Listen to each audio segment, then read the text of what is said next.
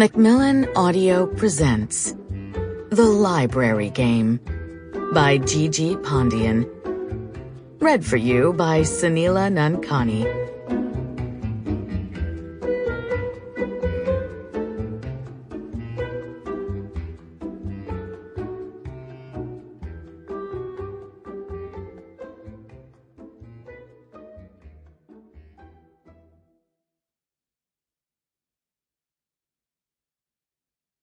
Chapter 1. Tempest Raj was late. A former stage performer who relied on split-second timing, Tempest didn't do late.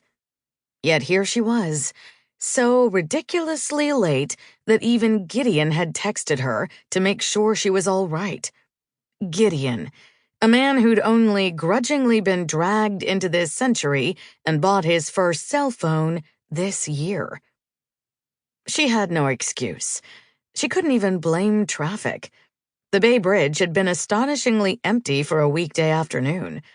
She had only her curiosity to blame. Even that hadn't been satiated. What had happened was impossible. Tempest specialized in creating mystifying illusions.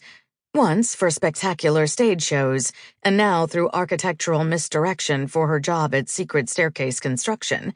Yet she had no idea how an invisible intruder had ransacked former client and friend Enid's library. She'd spent far too much time attempting to help Enid already, and if she were being honest with herself, to satisfy her own curiosity. Nobody was invisible. Yet, the security cameras showed objects in the library being tossed around, with nobody in sight.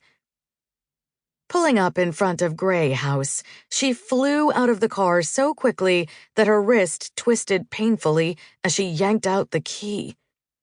Her long black hair came within an inch of getting slammed in the door before she hurried up the cobblestone path.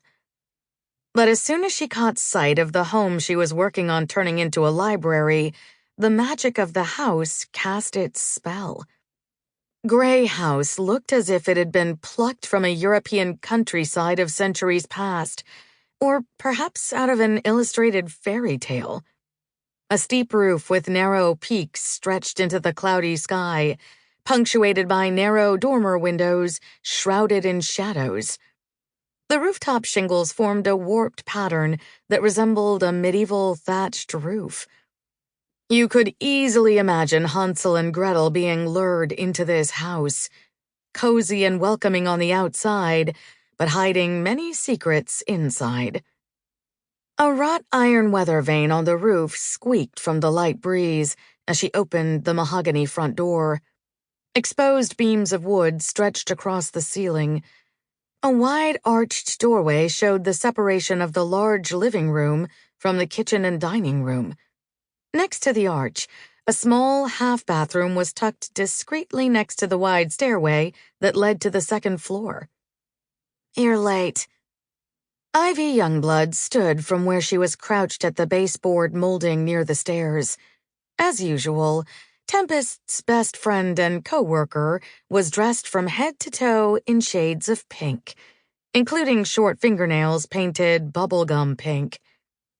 The only not pink thing about her was the nail gun she brandished in her hand. A natural redhead, even her hair was pink adjacent. "You were at Enid's library again," Ivy added, "weren't you?" "If I said no, would you believe me?" Tempest kept her eyes on the nail gun. Ivy raised an eyebrow before pulling the battery pack from the nail gun and setting it down.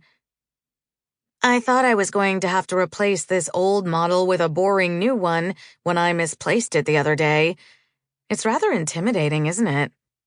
"Not nearly as fierce as you." That got a smile. "Don't..." Sample complete. Ready to continue?